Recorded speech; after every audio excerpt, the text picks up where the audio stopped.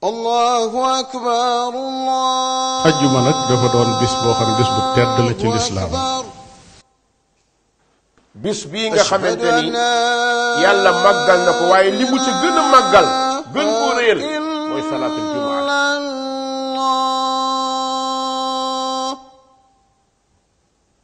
mbokki jullit yi ñu xam ne jàkka nag dafa am ay teggin yoo xam ne képp ku fay dem war nga ko sàmmanteel ndax borom bi kat tabaaraka wa taala bu diglee jaamu yàlla da caa digle nag ak rafetal. ashhadu anna Muhammad. kon àjjuma mooy bis bi gën ci bis yi ndax yàlla subhanahu wa taala ci alquran bi muy wax ci suratul jumaa dafa yaa ayyuha alladina amanu ida nudiya lis salati min yawmil jumaati fasaw ila zikrillah bis yëpp ñu ngi fi yàlla wax na ni bind na juróom-ñaari bis waaye amul benn bis boo xam ne yàlla wax na ci wax jooju lu dul bisu àjjuma. lillahi la abghi bihi badala hamdan yuballighu min ridwanihi al amala thumma as-salatu ala khayril wara wa ala alihi wa sahbihi sadatina al fudala. Louange à Allah subhanahu wa ta'ala et prière sur le prophète Mohammed sallallahu alayhi wa sallam. Sous peu de temps, Inch'Allah, on sera dans les vacances scolaires. Sous peu de temps, dans les vacances scolaires ou bien dans les vacances d'été. Il y a beaucoup de gens qui ont déjà réservé leur billet pour aller voyager. Il y en a d'autres qui n'ont pas réservé de billet, qui ne vont pas voyager, mais qui vont rester ici dans le pays. Peut-être par choix, ou peut-être qu'ils n'ont pas le choix, ils doivent rester. Mais en tout cas, ce qu'on peut dire, c'est que c'est l'approche des vacances. Pour ceux qui partent et ceux qui restent, ils doivent profiter de ces vacances-là. Profiter de ces vacances comment? En faisant ce qu'un musulman doit faire. Il y en a qui profitent de ces vacances par loisiveté, par rester là, dormir, manger, faire comme les animaux.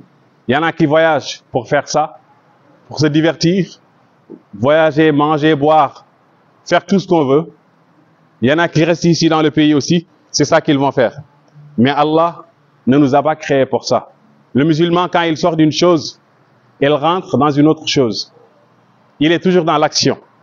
Le musulman, il est dans le feu de l'action. C'est ça un musulman. Un musulman n'est pas un oisif. Un musulman n'est pas quelqu'un qui perd son temps. Un musulman n'est pas quelqu'un qui laisse le temps passer sans rien faire. Donc ces vacances-là, il faut en profiter. Parce qu'Allah, il nous dit dans le Coran, فَإِذَا فَرَغْتَ فَانصَبْ وَإِلَى رَبِّكَ فَارْغَبْ. Il disait au prophète sallam, quand tu te libères des choses mondaines, quand tu te libères des travaux que tu faisais, alors mets-toi devant ton Seigneur et prie et glorifie ton Seigneur et fais ce qui t'est profitable ici-bas et dans l'au-delà. Donc le musulman, durant ces vacances-là, doit avoir son programme. Son programme. Même s'il sort du Sénégal, même s'il reste ici au Sénégal, il doit avoir un programme bien chargé. Il faut planifier. Le musulman, c'est celui qui planifie. Durant ces vacances, moi je planifie de faire ça et de faire ça. Mais beaucoup de gens, leur planification, ça se limite à quoi? Ça se limite à dire durant les vacances, je vais aller dans quel pays, ou durant les vacances, toutes les nuits, c'est des jeux vidéo. Toutes les nuits, c'est sur les réseaux sociaux. Les matins, je dors. Je me réveille à 17 h. Les 5 prières, je ne les fais pas. Je pars jouer avec mes amis. Je profite des vacances. Ça, la personne qui dit ça, elle ne profite pas des vacances. Mais c'est les vacances qui profitent de cette personne-là. Ouais. Parce qu'on doit profiter des vacances. Mais pas que les vacances profitent de nous. Et le fait que les vacances profitent de nous, c'est quoi? C'est qu'on fasse durant ces vacances-là ce qu'Allah ne crée pas. Ce qui ne profite pas ici-bas et dans l'au-delà. Donc le musulman, il ne doit pas être insouciant. Le musulman, il ne doit pas être inconscient. Parce qu'Allah, il dit أَفَحَسِبْتُمْ أَنَّمَا خَلَقْنَاكُمْ عَبَثًا وَأَنَّكُمْ إِلَيْنَا لَا تُرْجَعُونَ. Vous pensez qu'on vous a créé comme ça, sans un objectif. Que Allah vous a créé comme ça, juste pour que vous soyez sur terre et que vous faites ce que vous voulez et qu'après vous allez mourir et ça va finir. Non, ça ne va pas se passer comme ça. On va rendre des comptes. Et il le dit, subhanahu wa ta'ala, وَنَضَعُ الْمَوَازِينَ الْقِسْطَ لِيَوْمِ الْقِيَامَةِ فَلَا تُظْلَمُ نَفْسٌ شَيْئًا وَإِنْ كَانَ مِثْقَالَ حَبَّةٍ مِّنْ خَرْدَلٍ أَتَيْنَا بِهَا وَكَفَى بِنَا حَاسِبِينَ.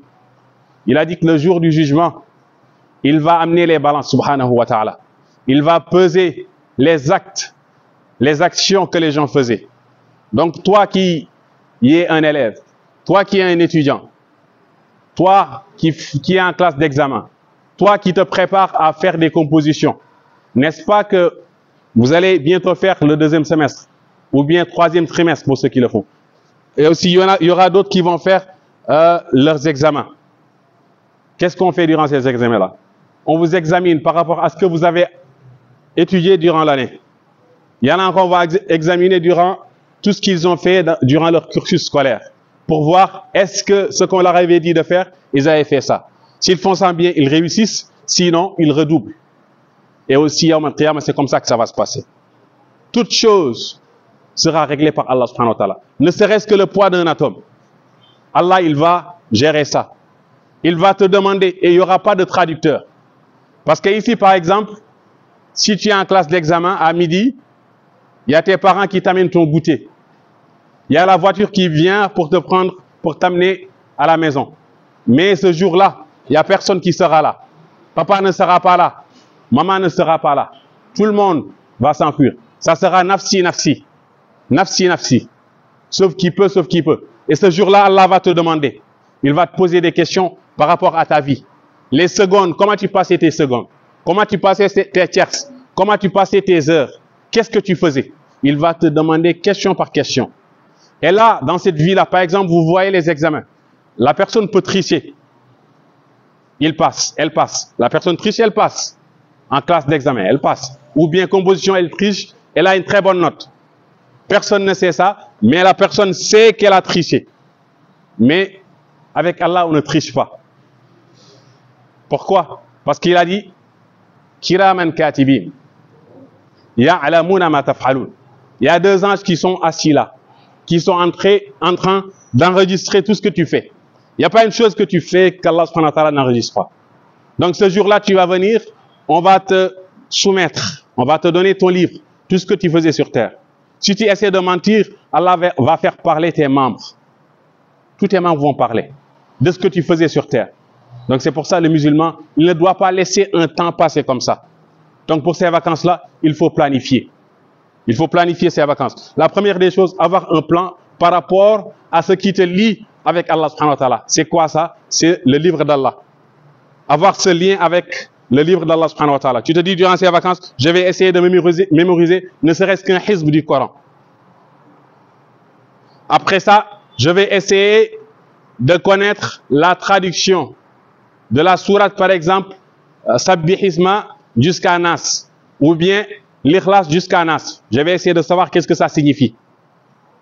2, ce qui me lie aussi à Allah subhanahu wa ta'ala, c'est quoi? C'est d'essayer de me perfectionner vis-à-vis d'Allah subhanahu wa ta'ala par rapport à quoi? Par rapport à mes actes d'adoration. Je ne faisais pas de nawafil, je commence à faire. Je m'y essaie de faire ces nawafils-là. Après ça, il y a des choses sur la vie que tu peux faire qui te sont profitables. Par exemple, ton père, il travaille dans quelque chose que toi, tu aimes. Tu veux exceller dans ça. Tu peux lui dire de t'amener quand il part travailler. Tu travailles avec lui. Ou bien qu'il choisit un jour. Ou bien tu dis ça à ta mère. Ou bien tu as un métier qui te tient à cœur. Tu demandes à tes parents de t'inscrire quelque part où tu peux faire ce métier-là. Tu pars pour faire ça. Ça, c'est profitable durant les vacances. Durant ces vacances aussi, si tu sors du pays, ou bien tu es là, tu fais des choses qui te profitent. Par exemple, il y a beaucoup de personnes qui en profitent pour aller dans les plages. Il y a certains garçons qui partent là-bas, c'est seulement pour voir les filles qui sont habillées d'une manière, voilà. Il y a des filles aussi qui partent dans les plages pour ça. Mais toi, tu peux te dire, ah, le prophète a dit que le musulman doit apprendre à nager. Tu pars, tu t'inscris quelque part pour apprendre à nager. Dans un endroit où il n'y a pas ces choses-là. Donc, il faut faire des choses profitables durant ces vacances-là. Il faut dès à présent planifier. Le musulman, c'est celui qui planifie. Qui se dit, moi, je me lève le matin, je sais ce que je dois faire aujourd'hui. Le mois, je sais ce que je fais. Les vacances, je sais ce que je vais faire. Jusqu'à ce que quand tu vas sortir des vacances, tu vas dire, j'ai réalisé ça. J'ai mémorisé tant sur le Coran. J'ai compris ça des sourates du Coran. J'ai appris ça dans la science islamique. J'ai appris ça dans les sciences mondaines. J'ai appris ça comme métier. J'ai fait ces découvertes-là. C'est ça un musulman. Un musulman, c'est celui-là qui profite. C'est celui-là là où il est, il profite ou bien il fait profiter les autres. Mais pas quelqu'un qui est là assis, insouciant, qui n'a pas d'objectif.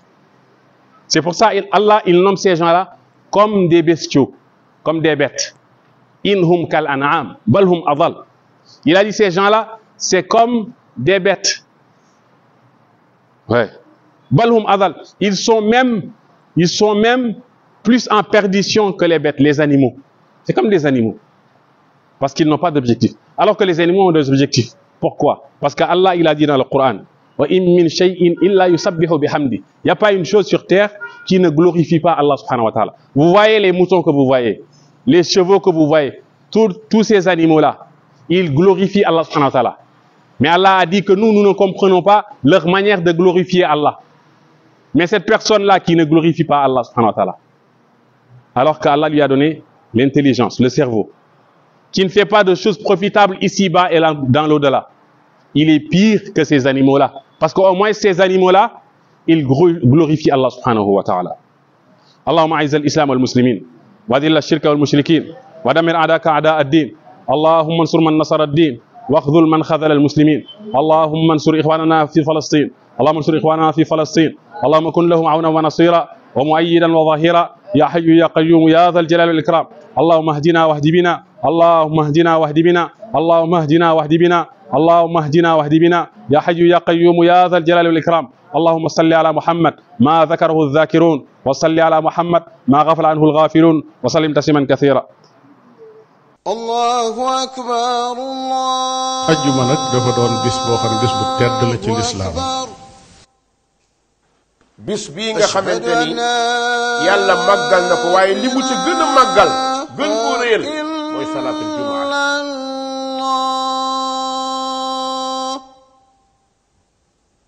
mbokki jullit yi ñu xam ne jàkka nag dafa am ay teggin yoo xam ne képp ku fay dem war nga ko sàmmanteel ndax borom bi kat tabaaraka wa taala bu diglee jaamu yàlla da caa digle nag ak rafetal. ashhadu anna muhammad kon àjjuma mooy bis bi gën ci bis yi ndax yàlla subhanahu wa taala ci alquran bi muy wax ci suratul jumaa dafa yaa ayyuha alladina amanu ida nudiya lissalati min yawmi aljumaati fasaw ila dikrillah. bis yëpp ñi ngi fi yàlla wax na ni bind na juróom-ñaari bis waaye amul benn bis boo xam ni yàlla wax na ci wax jooju lu dul bisu àjjuma.